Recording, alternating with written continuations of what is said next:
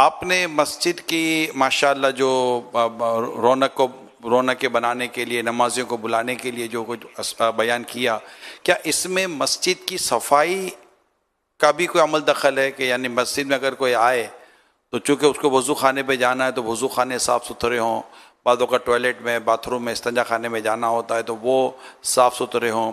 بعض اوقات جیسے میں ایک مسجد کو مجھے پتہ ہے کہ وہاں پر کچھ اسٹوڈنٹس نماز پڑھنے کے لیے آتے تھے اور اسٹوڈنٹس کی اتنی آمدنی نہیں ہوتی، تو وہ جو جوتے پہن کر آتے تھے، شوز پہنتے تھے، وہ شوز چند دفعہ مسجد سے چوری ہوئے، تو اب انہوں نے اس مسجد میں آنا بند کر دیا، یہ مجھے پتہ ہے، اور پھر وہ کہیں اور جانے لگے۔ تو کیونکہ بعض اوقات اب تو چونکہ بہت کافی مہنگے جوتے آ رہے ہیں، تو جوتوں کی جیسے دیکھ بھال کے تعلق سے، صاف صفائی ستھرائی کے تعلق سے، یا عرف و عادت کے مطابق وہاں جیسے بڑے بزرگ آتے ہیں تو ان کے لیے کچھ بیٹھنا وغیرہ آگے، جیسے بعض اوقات ساؤتھ افریقہ میں، یو کے وغیرہ میں بھی، چند ممالک میں ہم نے دیکھا ہے، اور عرب دنیا میں بھی بعض جگہ دیکھا ہے کہ سہولتیں دی گئی ہیں نمازیوں کے لیے۔ تو آپ کو لگتا ہے کہ اگر عرف و عادت، شریعت اس بات کی ہمیں یہاں بھی اجازت دیتی ہو، جن جن ممالک ہم تذکرہ کر رہے ہیں، تو وہاں بھی اس طرح کا نظام بنایا جائے اور صفائی ستھرائی کا بھی اہتمام ہو؟ ماشاءاللہ، صفائی ستھرائی تو عرف تو ہے اس پہ کہ صفائی تو رکھی جاتی ہے، اور جہاں سستی ہے وہاں سستی نہیں ہونی چاہیے۔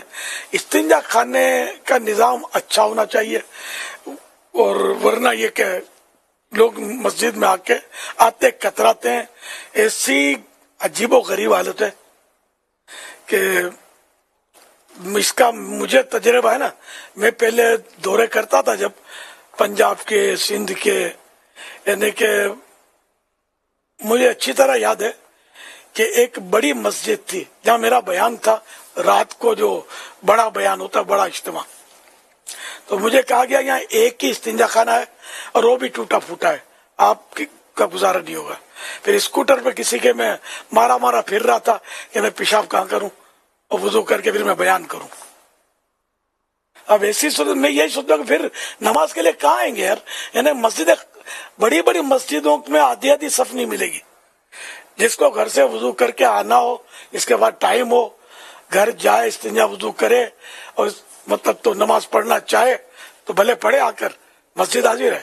مسجد بہت بڑی ہے، استنجا خانوں کا نظام ناقص، یعنی کہ وہ جب قافلوں میں ہم جاتے تھے کسی دور میں، پنجاب ادھر ادھر، واقع مسجدوں میں استنجا خانوں کے مسائل اتنے تھے، تو پھر ہم نے یہ ترغیبات دی، اور ہمارے اس میں شاید لکھا ہوا بھی ملے گا، تحریرات بھی ملیں گی کہ جہاں مسجد میں قافلہ ٹھہرے نا، وہاں استنجا خانوں کی آپس میں ترکیب کر کے، پیسوں کی کوئی الگ سے فنڈ کر کے وہاں بہترین استنجا خانے بنا دو۔ قافلے میں ورنہ صحیح بھائی جا کر 3 دن وہاں رکیں گے کیسے؟ 3 دن، 12 دن، 1 ماہ وہاں کیا کریں گے بیچارے؟ اب استنجا خانہ ہے تو دروازہ نہیں ہے، دروازہ ہے تو اندر کی کنڈی غائب ہے، اب وہ ایک باحیا آدمی اندر جا کے بیٹھے گا کیسے؟ کہ ہمارے ہاں تو دروازہ بجا رہے ہوتے ہیں، آئے جلدی نکل، ارے جلدی نکل، پائے چڑھائے ہوئے کیا؟ اب اس میں کنڈی بھی نہیں ہے، اب بیچارہ کانپتا ہوا، ہانپتا ہوا بیٹھا ہوا اندر، تو وہ کیا کرے گا؟ تو اس طرح کا مطلب یہ کہ اخلاقیات کو بھی سنوارنے کی ضرورت ہے، کہ کوئی اندر گیا تو اندر کوئی جا کر سونے کے لیے تھوڑی گیا، تو اس کو اتنا بجائیں گے دروازے، اور مطلب سب آزمائشوں سے گزر چکا ہوں، یہ سمجھو کہ لوگ ایسی حرکتیں کر رہے ہوتے ہیں، اب بھی کر رہے ہوں گے، کوئی سدھار آنا بہت مشکل ہے اس طرح کے نظام میں۔ تو بہرحال یہ کہ سہولتیں استنجا کی، وضو کی A1 ہونی چاہیے، تب جا کے لوگ نمازیں پڑھیں گے۔ گھروں میں بھی وضو خانے ہونے چاہیے۔ اب بڑے بوڑھے آدمی جو مطلب بیسن پر کہاں وضو کریں گے یار؟ ہم لوگوں سے، میرے جیسا آدمی بیسن پر کیسے وضو کرے گا؟ پاؤں اٹھائے گا، دوسرا پاؤں پھسلے گا، آئے گا نیچے بیچارہ، تو خوف کے مارے پھر وضو نہیں کرے گا، وضو نہیں کرے گا تو نماز نہیں پڑھے گا، کتنا بڑا نقصان ہو رہا ہے۔ بیٹھ کر انتظام ہو۔ پھر جو حمام ہوتے ہیں، حمام میں بھی یہ تجربہ ہے، بعض جگہ پر یہ اتنا فنیشنگ ہوتی ہے کہ آدمی کے پاؤں پھسلیں، سمجھے؟ تو اس طرح इस तरह का निजाम होता है हमामात में भी। ये घरों की बात कर रहा हूँ।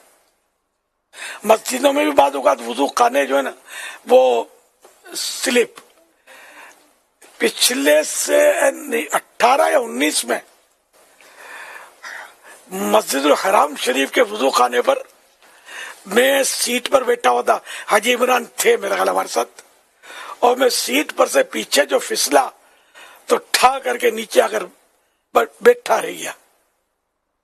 खैर फिर मैंने उसके बाद में जाकर, मुझे तकलीफ तो उस वक्त तो इतनी नहीं हुई थी, तो MRI वगैरह करवाया मैंने, तो कोई ऐसी चीज आई नहीं है। अब अल्लाह बेहतर जाने। ताहम यह कि मेरे लिए एक जिंदगी का रोग तो मिला ना, ये वुजू ऐसा मतलब फिनिश वो सीट थी कि फिसल के मैं पीछे आकर गिरा। अच्छा, एक बेचारा कोई अफगान का काफिला था हाजियों का, या पठान लग रहे थे, बेचारा बूढ़ा बुजुर्ग सफेद दाढ़ी वाला, उसने बेसिन में वुजू किया होगा, सेहत अच्छी होगी उसकी, और उसका फिसला पाँव ये आया नीचे, तो उसका सर फट गया था, खून निकल रहा था, और इसके काफिले वाले बेचारे उस बुजुर्ग हाजी को संभाल रहे थे।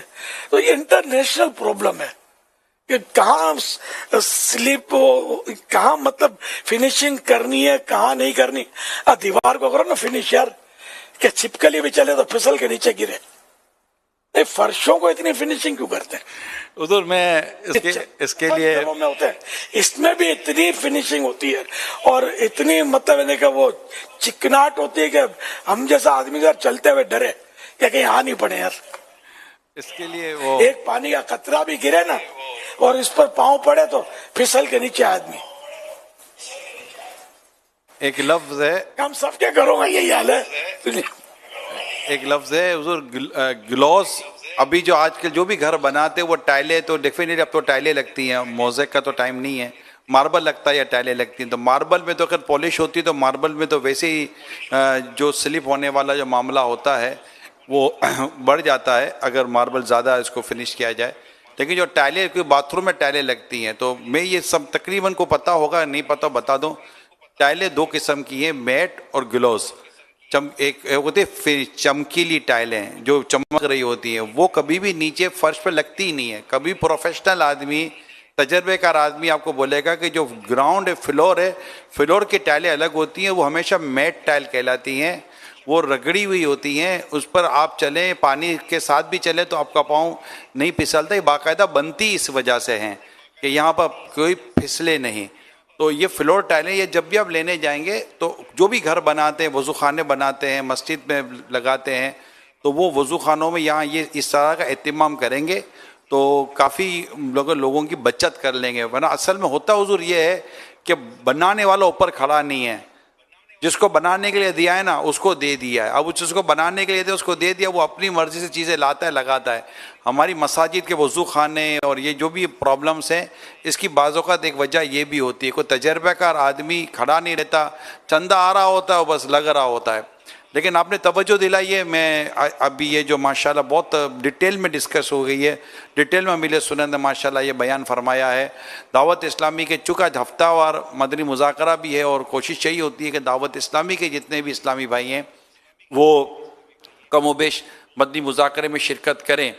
तो ये जो मिले सुनंद मदनी काफ़िलों के ताल्लुक़ से फरमाया कि बाकायदा जहाँ मदनी काफ़िले जाते हैं, अब तो कोर्सेज तो हो रहे हैं दावत इस्लामी के, फिर इत्तिकाफ़ हो रहे हैं दावत इस्लामी के, तो ये जितनी भी इसी मसाजिद हैं, बिलखुसूस में बात कर रहा हूँ, वहाँ पर देखा जाए हम यहाँ क्या करते थे जिन दिनों ये पूरी तहरीक चली थी, और कि जो मुखय्यर इलाके होते, बाद इलाके ऐसे होते जिनमें खाते पीते लोग होते हैं और उनको अल्लाह पाक ने नवाजा होता है, तो उनके मदनी काफ़िले बाद औक़ात ऐसे इलाकों में भी गए हैं कि जहाँ पर ये इस तरह का हाल देखकर उन्होंने इसको बना भी दिया है। तो फिर वो ज़ाहिर ये सारी ये फिर भी सूरत हाल के मुताबिक करना पड़ेगा। ऐसा ना हो कि वो फिर मुखय्यर बना कर तो आ जावे, दोबारा मदनी काफ़िले में ना जावे कि यार यहाँ तो सहूलत ही नहीं है। तो ये सोच समझ के थोड़े काम कीजिएगा। अल्लाह पाक ने चाहा तो हमारी मस्जिदें बहुत साफ़ सुथरी भी होंगी, और अमीर उसका रिसाला है मस्जिद खुशबूदार रखी है, और जो फैज़ान नमाज किताब है इसमें भी मस्जिद और उसकी सफाई और खुशबू के ताल्लुक़ से अल्हम्दुलिल्लाह एक अच्छा खासा मवाद मौजूद है, जिसे पढ़कर अल्लाह पाक ने चाहा तो हमें काफ़ी से फ़वाइद हासिल होंगे।